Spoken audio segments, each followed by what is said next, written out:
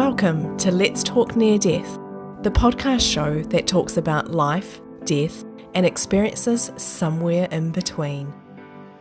I'm Kirsty Salisbury, the host of the show, and I hope you'll join me as I chat to everyday people with not so everyday experiences. You may also wish to join the conversation over in the Let's Talk Near Death online community, which is found at www.letstalkneardeath.com. Membership is free, or you're welcome to upgrade to join the live VIP events, to gain early access to episodes, or to receive extra VIP bonus material. Your support helps me to continue to get episodes out and to help grow the conversation around these types of experiences. But before then, let's talk near death. When I was born, I was a blue baby. I wasn't breathing. And they said, we've lost him. Think of the other side as FM radio. Our world is AM radio. And in the zone in between, you can get an overlap between the two different systems, and there's your spirit communication. Spirits are not just invisible humans lumbering around with our limitations. They are pure energy. That energy is neither created nor destroyed, only transferred from one form to another. Hello, and welcome back to the Let's Talk Near Death podcast. We are currently in season 11, where we're talking about near-death experiences, after death, and spirit communication. My guest today is Mark Anthony, psychic explorer, and also known as the Psychic Lawyer. He is a fourth-generation psychic medium who communicates with spirits, and he is an Oxford-educated attorney. Mark has travelled to mystical locations in remote corners of the world to examine ancient mysteries and supernatural phenomena. He appears on nationwide TV and radio shows, including CBS TV's The Doctor and Gaia's TV Beyond Belief with George Noory. He is the co-host of The Psychic and the Doc on Transformation Radio and is the author of The Afterlife Frequency, his brand new book, alongside his earlier books, Never Letting Go and Evidence of Eternity. So Mark Anthony, it is wonderful to have you here. Welcome to the Let's Talk Near Death podcast. Thank you. It's an honor to be here. I really appreciate you having me on the podcast, and I've been looking forward to it. Oh, it's wonderful. And a huge congratulations on your book, The Afterlife Frequency. So that, in theory, goes live tomorrow for you, but today for me being in New Zealand. So a huge congratulations on your book. I'm sure we're going to talk about that throughout our episode today, but no small feat. Thank you. Yeah, I've been very excited about this book. This is my third book, and I've spent, basically my whole life doing the research, but the last 6 years writing it. And it's coming out, I believe, just at the proper time. This is when this book needs to be out. Exciting. There's a lot in there, and I'm sure we're going to cover some of that today. So you've had a very exciting life. You've been doing all sorts of stuff. You've been traveling. You trained as a lawyer. A whole lot of background there. How did this all sort of begin? Like, when did you realize that you had these abilities? I realized that I didn't know what to call it because I was only 3.5 years old, but I started talking to my invisible friends, and which is really not an unusual thing, Kirsty, for a toddler to do, except when mommy and daddy can see them as well, because both of my parents had mediumistic and psychic abilities. And my dad was a U.S. Navy SEAL who had, he was out of the Navy, and he was a NASA engineer. So he was working in the space program. And my mother was an artist and a commercial illustrator. And so, we weren't like a family of psychics, that you might think in the stereotypical sense. This was an ability that runs in my family for generations, actually on both my mother's and my father's sides of the family. So when I started manifesting this ability, I remember my mom was kind of giddy about it. She was like, "Oh, he's got it." And my father was like, "Oh, he's got it." Yeah, right. And so how did it all sort of work? You were seeing these imaginary friends who weren't so imaginary. They were seeing them too. When did you put the pieces together to realize that you had the same gifts? Well, mom and dad knew that I was a medium because they were seeing the same spirits that I was.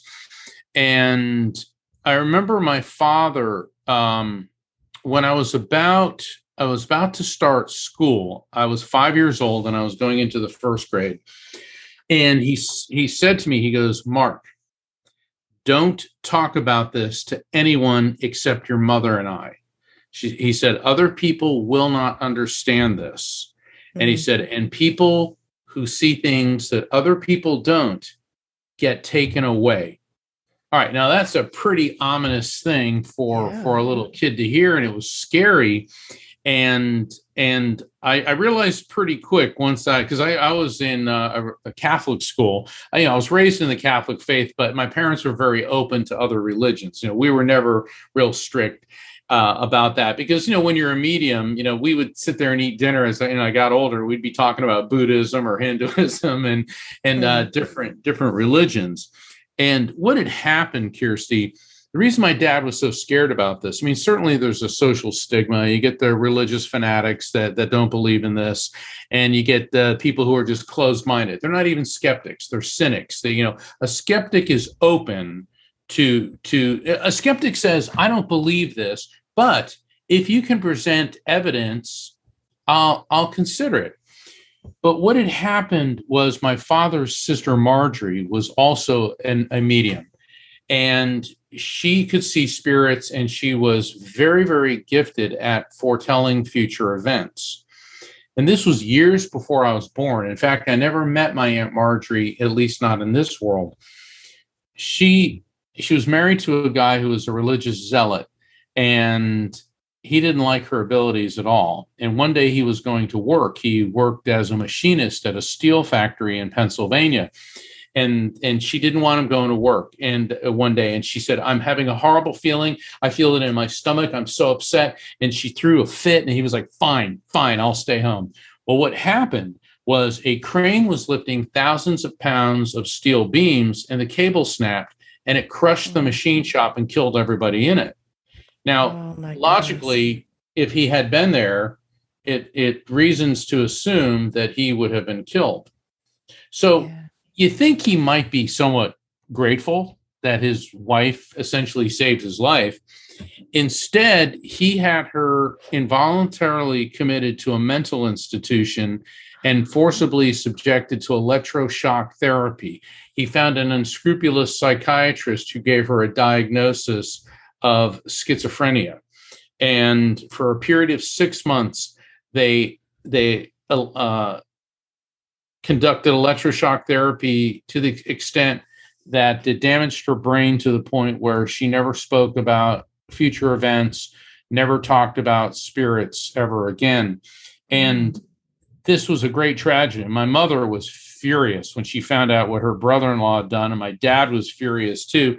And so when I was a little boy, that's why my dad was scared for me. He wanted to protect, he was a Navy SEAL, he protected his family, and he did not want me being ostracized, picked on, and vilified for what is really a gift. But back in those days, and this was a good 20 years before I was born,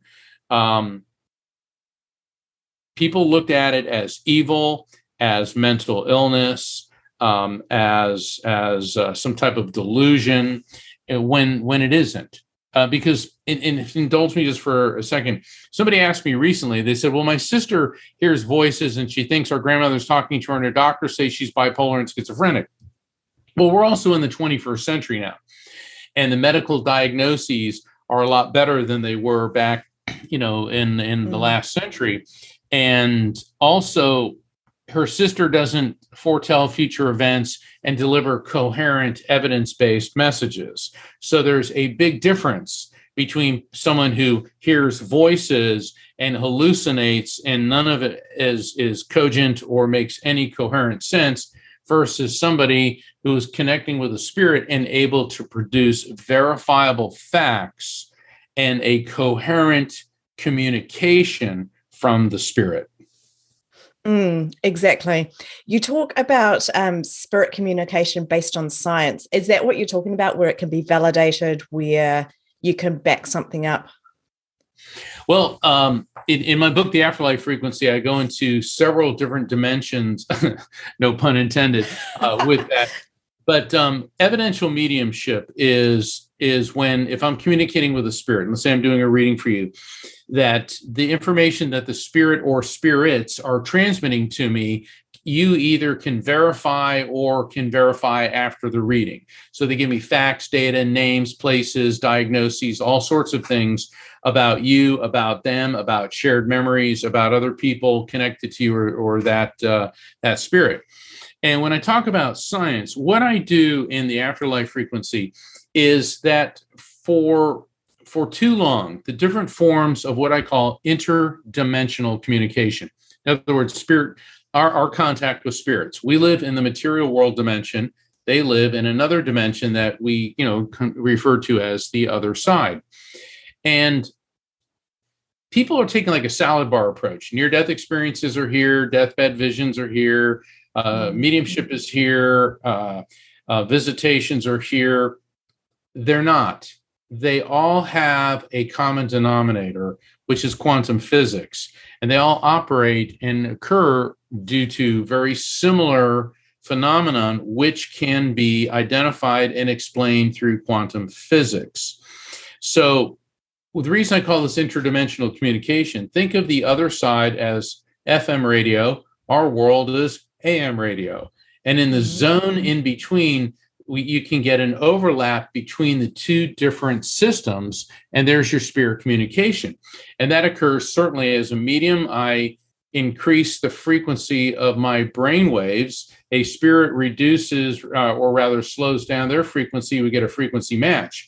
In a near-death experience, somebody's consciousness, which I call the electromagnetic soul, actually leaves the body and then is in that zone between our world and the afterlife frequency. And it's the same thing with deathbed visions. And when a spirit will communicate with people who aren't necessarily mediums, what they do is they'll bring their frequency down and get a frequency alignment, which normally occurs in the dream state, which I explain how and why that happens in much greater detail in my new book.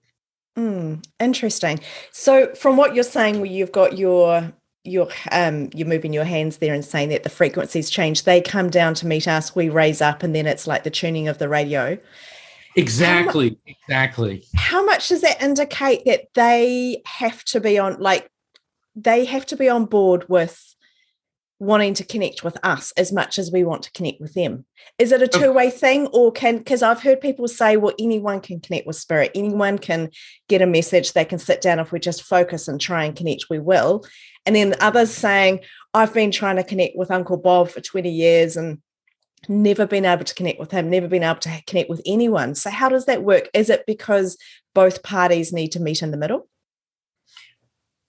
Yes and no. Great. Well, I'm also an attorney, so, when you ask an attorney, how do you, what time is it? We'll end up telling you how to build a clock, but that's also taking my legal background, my evidence. And as an attorney, I had to deal with forensics. I had to deal with physicists, biochemists, medical professionals. I also dealt with head injury litigation, so I had to study the human brain, and I brought all of that together to help explain all of this. And what it is, when I use my hands, is that I think people can visualize FM radio and AM radio being two energetic systems that exist simultaneously and coincide, but sometimes the frequencies between them overlap. It's like if you're driving in your car and you're on the highway and you drive past a radio station. Let's say it's an FM radio station, but you're listening to AM radio, and all of a sudden start picking up what's going on. Well, that's the same thing that's happening here. Now, to answer your question directly, can anybody do this? Not everybody is a medium or a psychic, just like not everybody is a world-class Olympic athlete. Not everybody understands rocket science like Elon Musk. Not everybody can, play guitar like Jimmy Page, okay, or Brian May or Brad Paisley. The thing is, we're all good at different things. That being said, we can all still have the experience. Why? Because we all have the same basic physiology, the same biochemical electrical equipment within our body that enables us to tune into higher resonance of frequency. And do they choose to meet with us? All the time. And the thing is, spirits are not just invisible humans lumbering around with our limitations. They are pure energy.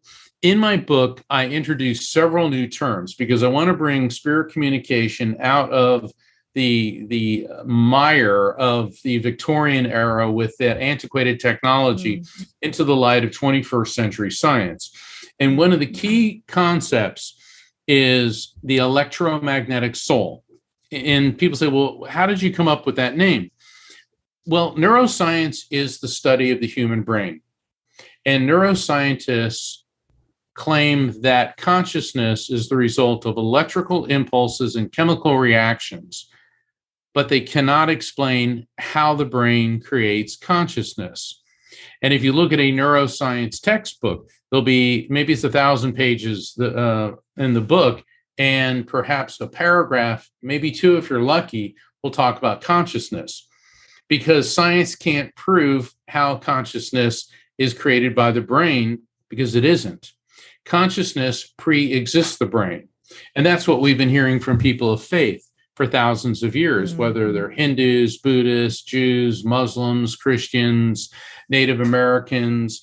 You're from New Zealand. The Maori have a very a defined sense of spirituality and connectiveness. I've spent quite a bit of time dealing with Hawaiian and Polynesian spirituality, and their understanding of it is really cool, because when they talk about mana, like everything has a mana, which is an energy, they're essentially saying quantum physics, because everything has its own vibrational frequency.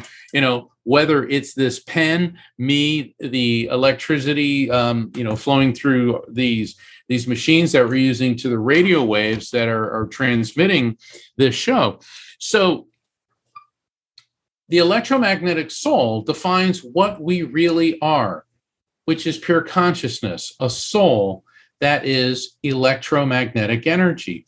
And we know this because the brain has an electrical field. The body's nervous system operates on electricity. And we also know from the laws of physics, the laws of thermodynamics, that energy is neither created nor destroyed, only transferred from one form to another. The soul pre-exists the body, is housed by the brain, and then when we die, the electromagnetic soul is transferred to a higher frequency. And since I've put that term out there, a couple scientists actually starting to catch on. They say, Mark, we love this. This is what this is, because we know that the brain has a quantum electromagnetic field, and the way you describe it, it blends the science and the spirituality. So that's why I refer to our soul, the who and what we are, our spirit, as the electromagnetic soul, the EMS. EMS. That's going to make it easier to remember. Yeah, the scientists are calling it the EMS. Yeah. Yeah, nice. Go with that. So we've got so many little 3-letter acronyms, haven't we? We've got NDE, SDE, ADC. We can add that one in there. When you work in any technical field, whether it's the law or science, or in our fields with the afterlife, we all have our acronyms, and it's funny because I don't know how it is in New Zealand, but all throughout the United States, they don't teach us in law school how to abbreviate things. And so they tell us, though, to write defendant is a triangle, plaintiff is the Greek letter pi, and then we come up with our own shorthand. So I was sitting with a bunch of my colleagues who are from all over the country, and we were talking about that. And one of them wrote a triangle. Okay, she wrote a triangle.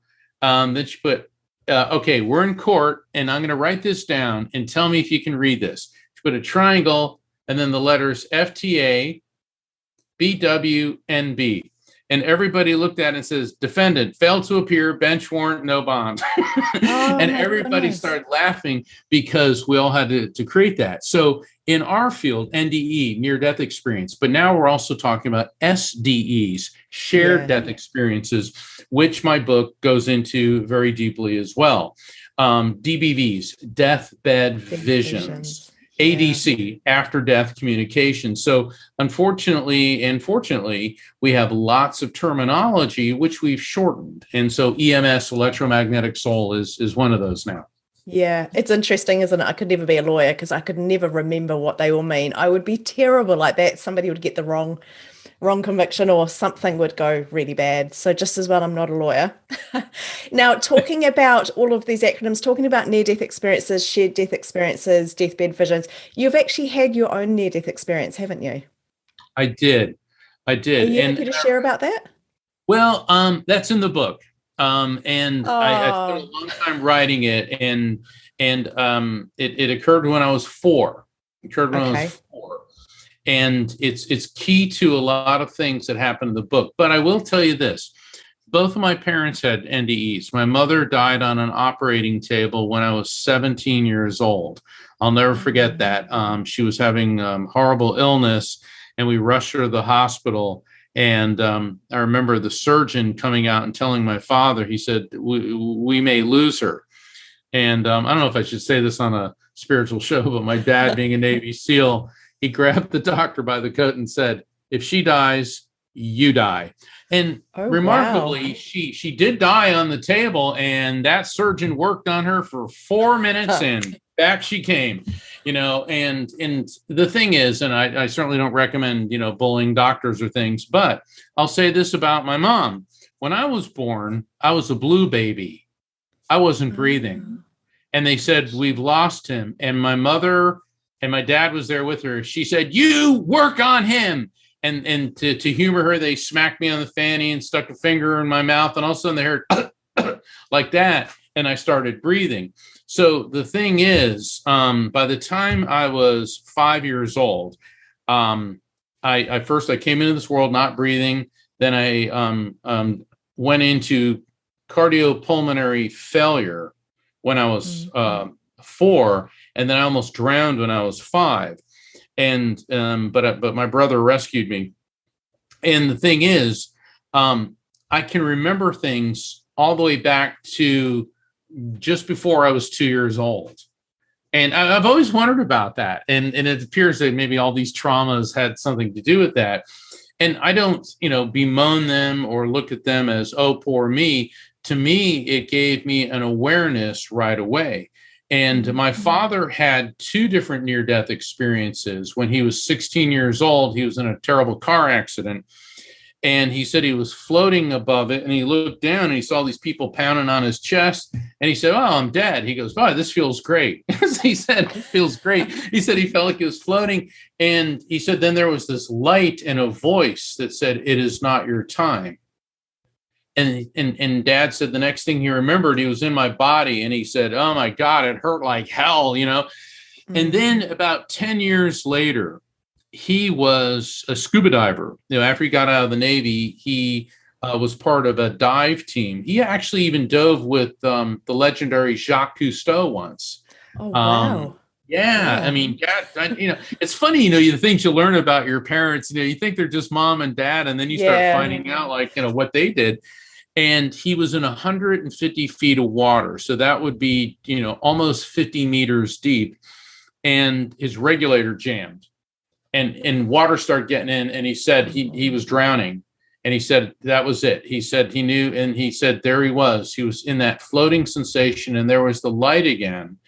And he said it called him by his name. He said, Earl. My dad's name was Earl. He says, Earl, it is not your time.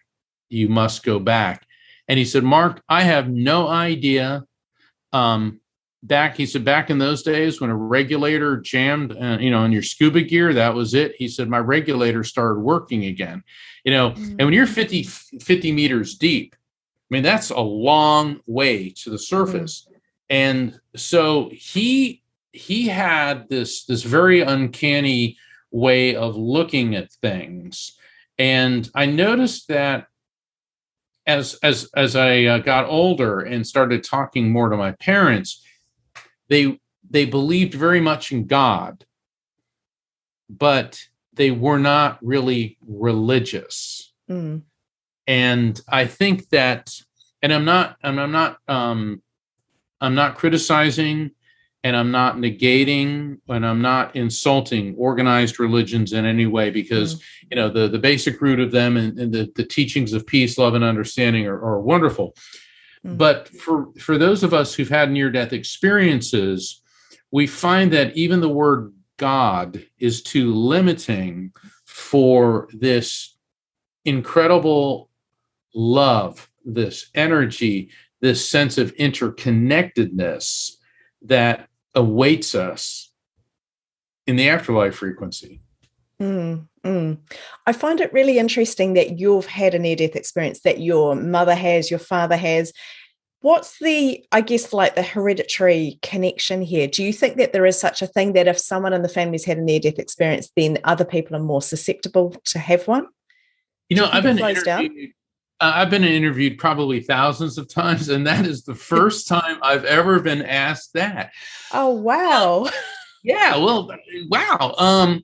And it makes me wonder that could there be a proclivity for some people to have these experiences? Because the thing is, Kirsty, lots of people die and then are resuscitated, but don't have an NDE. Exactly. And we can talk about that if you'd like, but I want to focus on your question. It may be that some people might be more predisposed to this. And the reason that I say this is that mediumship ability, the ability to connect with the other side, it appears is the result of the pineal gland. So for your listeners and your viewers who are familiar with yoga, that's the third eye chakra, the middle of the forehead. We've all heard jokes about the third eye and all that, but about 4.5 to 5 inches behind the center of the forehead, inside the brain, is the pineal gland. And it's quite small. It's maybe a little bit bigger than a grain of rice, maybe on the large end, almost like half the size of a lima bean. Yet this very complex organ mystifies medical professionals. It's been studied for close to a century, and it controls our ability to perceive light. It controls our brainwave frequencies. It controls our circadian rhythms, when we wake, when we sleep, when we're hungry. It controls, it produces the hormone melatonin. It has so many functions. And within the past, let's say 20 years, there have been a couple studies, in particular, one conducted out of the UK by Professor Serena Roney-Dougal. It was a British-German study, and then there was a French-Israeli study, and they detected calcite and magnetite crystals inside the pineal gland. Magnetite, magnetism, electromagnetic. Now, people who have a near-death experience, how do they describe the divine power we call God? Light. What did Buddha try to teach us to see? Was the light. What did Christ teach us how to see? Was the light. It's interesting that the way we describe God is in terms of light, which fascinatingly is the only form of electromagnetic energy visible to the human eye. So when you start looking at all of this, you see that there is a connection. And I began to see this years ago, which once again is one of the factors that led to me writing The Afterlife Frequency. And so the pineal gland enables people to connect with this higher vibrational frequency. And, maybe some people have a more developed pineal gland. Maybe there's more axons in their brain. The axons are the actual wiring. And because of those factors, that may lead to someone who is dying will trigger this experience or the memory of this experience. So I'm hypothesizing here based on a lot of the facts that I put forth in my book. But to answer your question directly, it may be something genetic, something related to an individual's physiology, that why some people have near-death experiences and others don't. Wow, that is incredibly interesting. My mind is just thinking through that because to answer my own question, you're right. If that gland, the pineal gland, is potentially a different size, slightly bigger shape, slightly different shape, there could be so many elements to that would explain Well, sure. I how mean, this could go through generations. yeah, think about it. I mean, some athletes, they're real muscle bound because they have more red fiber tissue in their muscles. I mean, there's people who are simply, a little bit different, and it gives them enhanced abilities. One of the big, and since we're talking about near-death experiences, one of the big critiques, and I'm giving just a snippet away from my book. Okay. The big critique from the skeptics is that a near-death experience is a byproduct of a dying brain. Because when the pineal gland begins to decay, it produces a chemical known as dimethyltryptamine, DMT. There's another abbreviation. Another one, add that to the list. Yeah. Yeah, dimethyltryptamine. And dimethyltryptamine can be synthesized. And essentially, you're giving yourself an acid trip because people who ingest DMT, it recreates a spiritual sensation. It feels spiritual. You feel that you're floating. It feels like, you're just so, you get this very spiritual, floating, otherworldly type sensation. So that's where the skeptics are really zeroing in and saying, aha. So near-death experience isn't real. It's merely the dying brain producing, the pineal gland specifically, producing dimethyltryptamine.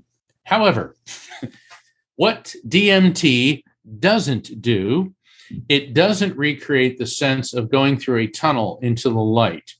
It doesn't recreate the encounters with people that with people who are dead. In other words, it doesn't make you see the spirits of your deceased loved ones. It doesn't give you veridical perceptions, which can be described after the experience. Let me explain what I mean by that. There was a woman in Japan, and she died on the operating table, but she survived, and she was in the hospital, and her parents were there. And she started explaining to the medical staff and her parents that she had a near-death experience. And she said, I went through this tunnel into the light. She said, but it was so strange because I saw my sister, and that cannot be, for she is not dead. And her parents burst into tears and said, she was killed in a car accident yesterday. Oh, you didn't know that because you were in the hospital. Yeah. Now, how does an acid trip create that? It doesn't. And so when you look at DMT, yeah, it can make people feel groovy and floating and all that, but it doesn't recreate things like that. And artificially recreating something is not the genuine experience. So if I took a dead frog and started shocking it with electricity, the legs are going to convulse. Does that mean I brought the frog back to life? Or am I merely artificially recreating the muscular response when electricity is induced? And so we have to be very careful. The skeptics, and look, skepticism is good because it gets us thinking of these things and analyzing it. It's a form of peer review, but it doesn't negate the reality of a near-death experience. Very interesting. Thank you. I love that you've got all of your research behind. I mean, you've studied so many things. It's not just concepts you've made up. You've actually gone and learnt about all these different topics and different things that you're talking about, which is very good because it does really help to validate it. Well, thank you. We're talking quite a bit in this season around after-death communication. What are your thoughts around after-death communication? Is it something that you've experienced yourself? And every day. Okay. Well, I'm a medium, so yes, it happens with me every day. But I know what you're saying. After death, all right. Let's say with a non-medium. Well, no, even with yourself, I mean, I'm talking about more than sitting down and channeling, or, gosh, it's really hard to put it into context, to put it into words. But yeah, okay, you're waving your finger. Yeah, I'll let you just talk. Is okay. all right, take the mediumship factor out of it for a second. Has it happened to me when I wasn't trying to do it? Is that what you're saying? Yeah, spontaneous, I suppose. Yeah. You know what? Thank you for asking that, because I was trying to figure out how to explain, when I was working on the afterlife frequency, how to explain to people who aren't mediums how they can have a mediumistic or psychic experience. And my book isn't about turning people into mediums, but spirits are around us. They're pure electromagnetic energy. Okay. They're moving at the speed of light. And how do we know? And how do we get the maximum benefit out of the experience?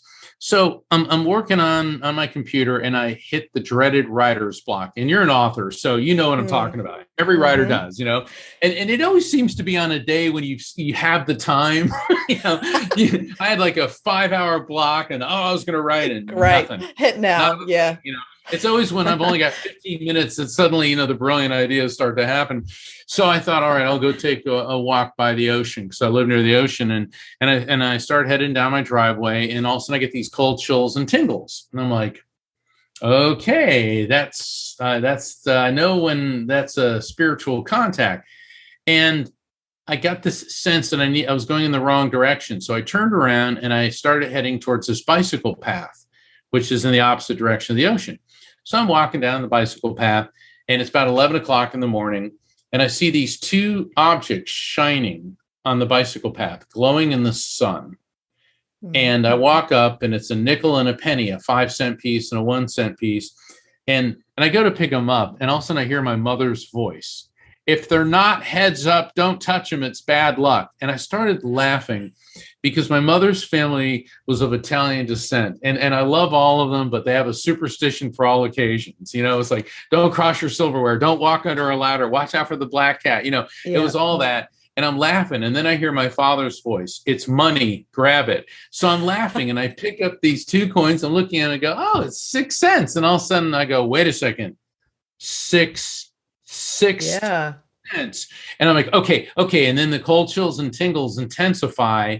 And so I knew something was going on. And then all of a sudden, in my mind's eye, I saw my dad, an image of my father, standing in the ocean holding this blue canvas raft that he had.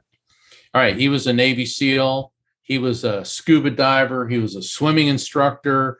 And all of a sudden it hit me, the raft.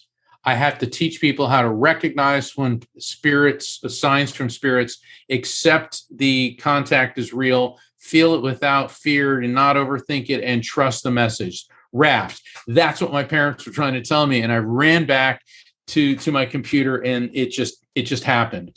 And that is one of those examples where I wasn't trying to get a message from them. I wasn't looking for it, but that was after death communication. And so what I teach people in the afterlife frequency is the raft technique, because things like this happen to us all the time. Mm-hmm. Let's say that all of a sudden you feel compelled to turn on the radio, and there's that song that just hits your heartstrings. Okay, that makes you think of that person you love so much. Or maybe you smell someone's perfume or cologne, and there's no bottle of perfume or cologne anywhere near. Or maybe you think you're catching a glimpse of them out of your peripheral vision. Or maybe you catch a glimpse of them in a mirror. Okay, so what happens is we have to learn to recognize the signs from spirits and accept it as real. But so step 1, step 2, that's fine. It's step 3 where people get caught up, because you need to feel, don't think.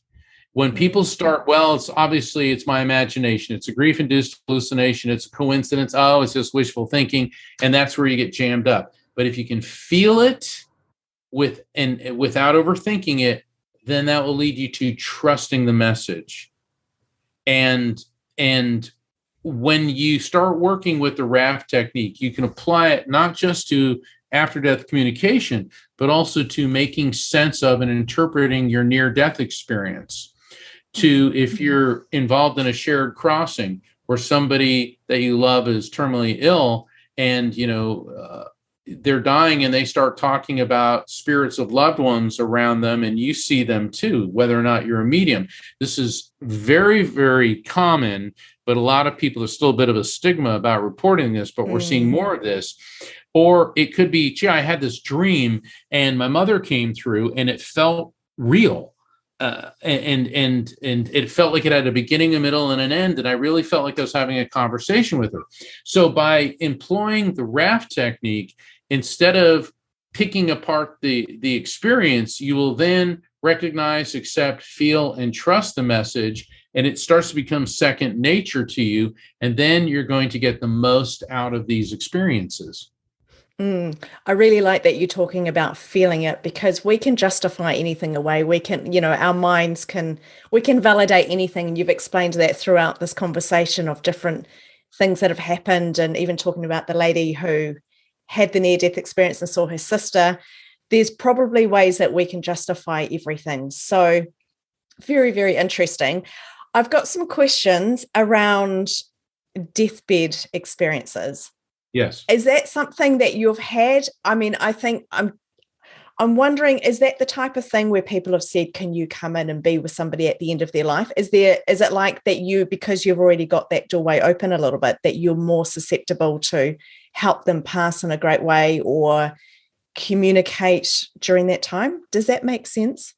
Absolutely, that makes sense. A deathbed vision, when somebody is transitioning, is dying. Let's say somebody's terminally ill, they're perhaps under the care of hospice, and the deathbed vision involves them, they start talking or acknowledging somebody they love who has died, or more than one person. Okay. And medical science, that's a side effect of a dying brain. This is what's going on here. But here's where things get really fascinating. Deathbed visions often get overlapped into a shared death experience. And the reason for that is somebody is dying and spirits connected to them are being drawn to them and are there to greet them when they leave their body, when their electromagnetic soul leaves the body.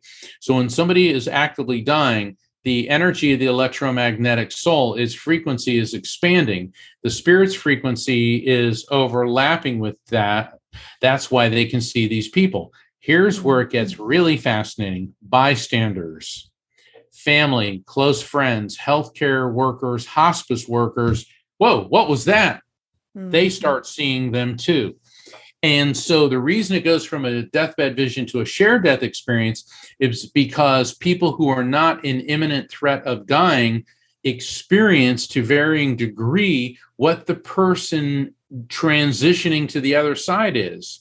They may see these spirits. They may get a dizzy sensation or feel like they're being lifted up off their feet. They may hear beautiful music, or they may see a surge of white light come out of the person's body when they die. I've seen that a number of times. Wow. And I've been at the bedside of a number of people who've been dying, because families ask me to be there to help the family and to reassure the person who's dying. And let me tell you, it's a huge responsibility. It's not to be taken lightly. And this also, Kirsty, takes an NDE, a near-death experience, out of the realm of a subjective experience, because it becomes objective when more than one person has the experience and can report on it. So in a shared death experience where several people are seeing the spirits of loved ones, and these people are not necessarily mediums, and they are seeing that what the dying person is experiencing is not some hallucination, but is a rational and logical contact. I think this adds a whole new dimension to our understanding that the afterlife is a very real thing. Absolutely. I'm also learning just how common these experiences are. And you touched on that earlier, saying that people might not want to talk about them, even back to where your father said to you when you were young, you only talk to me and your mother about that, because there were consequences. You were talking about potentially, we'd get locked up, or there'd be some kind of treatment on the table for us. There'd be some consequences to sharing that you had either these experiences or these giftings or abilities. But I think that's changing. I think more and more people are starting to talk about these experiences. And I think they're much more common than we originally thought. They are. And recently, a friend of mine, well, I hadn't seen her since grade school. And she called me and she said, Mark, my son's in the hospital. And they said that he's brain dead and they want us to remove him from life support. She said, can you help me? And, I was overwhelmed. I hadn't heard from her in years. And she said, she said, I know that you're a medium and I've heard about you and I've read your other books. I need some guidance. Can you ask my mother? And I could hear her and her husband and her 2 other children, and her mother's spirit came through, but then her son's spirit came through. Now, this is what was so fascinating is, and I don't mean to sound clinical about this because it was very heartbreaking, all right, but I'm trying to explain it logically for your benefit and the benefit of the audience, is that his body was still alive, but his electromagnetic soul was able to move about. And he came to me and he said, Mom, you're not ready to let me go yet. You'll know when you're ready. And then he says, hey, Dad. And his father goes, yes. I go, Giorgio and Greggy. And there's a pause on the phone. And the father, the father's name was Mike. And they called their son Mike Jr., but they called him Mikey. He goes, what did you say? I said, Greggy and Giorgio. He goes, oh, my God. He said, my son used to tease me and call me Giorgio. He goes, that was his nickname for me. Now, I don't know this, but their son spirit did. And he kept saying, all right, Greggy. And he said, and think of me when you see Mars. And they're like, what? And I said, I'm not sure, but he wants you to know this. A week later, they called me again, and she said, Mark, we removed life support. I wasn't ready when I called you, but 3 days later I was. And just as we were about to make the decision, into my son's hospital room walks this boy that we were his foster parents for, Greggy. Greggy came to see them at the precise moment they're about to terminate life support. So Giorgio was the first fact that was his father's nickname, which I, of course, had no way of knowing. I had no idea who Greggy was, but his name was Greg, but they called him Greggy. And she said, then there was that thing you said about Mars. I go, yeah. She said, well, last night, the whole family, we were sitting in the backyard having a barbecue. And my other son said, hey, look in the sky. Look how big Mars is. They go, oh, there's the planet Mars. She goes, oh, my God. The whole family was together and we're looking at Mars. And she said that obviously losing a child is crushing and absolutely horrible. But she said it brought them a sense of comfort and understanding that the soul of their son did not die with his body. And what's even more fascinating is that he was giving them future events. And I explain in the afterlife frequency how spirits are, how and why they're able to see future events. But I've seen this happen numerous times where spirits will bring up something that has not yet transpired. And in this case, while their son was technically still alive, by medical standards, his brain, he was flatlined. His brain was damaged beyond repair, but his soul wasn't, because it never does. You see, our electromagnetic soul is pure energy. It doesn't get sick. It doesn't get old. It doesn't die. It can't. Quite exciting to think about that, isn't it? Because we're so connected to our physical bodies. And I go, oh, that's really refreshing. That's really positive for me personally to think about that. In terms of that, what do you think is the bigger purpose, meaning, if we don't necessarily die, if we continue, we simply transition from this body into whatever people believe comes next? What is the big purpose of being here in these bodies, having this experience? Now, that is the question, isn't it? It's the big one. I know. It is the quadrillion dollar question. From what I can see, and I've encountered literally at least 100,000 spirits in my life. Wow, that's a lot. I've done at least 15,000 readings, and during a reading, more than one person will come through. Wow. First off, everybody that's had a near-death experience believes in reincarnation. Certainly, Buddhists and Hindus, that's part of their experience. Communicating with spirits, they talk about reincarnation. And it appears that we come into this lifetime, into this material world dimension in finite form, a body, because we can experience things that you can't when you're in a purely energetic state. Spirits are always so happy, they're pure energy and they're zooming around at light speed and they're all patched into this information. And I don't know why we have to come into this life. I don't know why we have to go through these traumas and this suffering. I mean, if you look at planet Earth, then, on one hand, it's this absolutely beautiful planet, the only one that we know that can, support life. And humans have done such a great job of inflicting misery on each other and trashing the planet. But there is a reason. Now, I don't have all the answers. I have insights. But from what I have gleaned from the thousands and thousands of encounters I've had with spirits is that we are supposed to come into this world.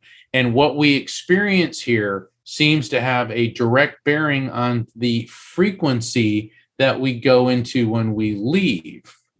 So that is part of it. Also, that life never ends because energy never ends. It's an eternal flow. And so from that standpoint, it's comforting. But I've asked spirits to go, come on, you got to tell me more. And basically, the response I get is, in the form that you're in, you couldn't possibly begin to understand what we would tell you. And you need to focus more on what you're doing where you are, because that's why you're there.